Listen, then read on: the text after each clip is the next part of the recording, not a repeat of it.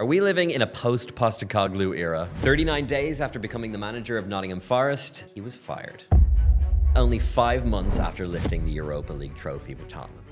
For you to suggest that somehow us not being successful means that I'm a clown, not really sure how to answer that question.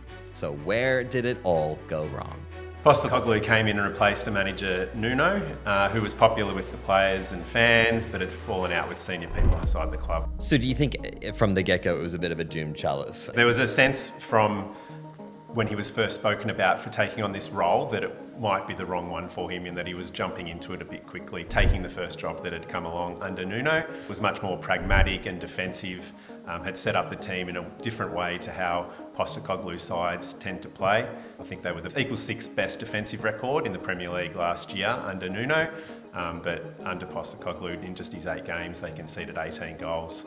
So what next? I mean, I've seen a lot of journalists here in Australia talking about the fact that maybe he needs to avoid England, but it almost seems like that's a bitter decision. Postecoglou has talked in the past about the Premier League having a certain appeal to him, as it does for a lot of Australians who have grown up watching it through the 90s and so forth.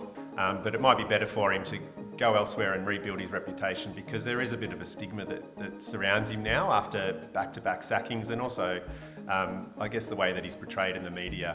Wouldn't be the first person who changes jobs, mate. We all change jobs. I'm sure you've had more than one job. My future's assured. I've got a beautiful family. I've got a great life. I'll keep on winning trophies till I finish, wherever that is. So don't worry about my future, mate. So he might be better off, if not taking a break, then at least looking elsewhere to, I guess, rebuild his reputation, get his career back on track. But yeah, Postecoglou is a compelling character, so a stint, whether as a manager, a coach of a national team, or perhaps even as a pundit, that could be another way for him to put his name up in lights.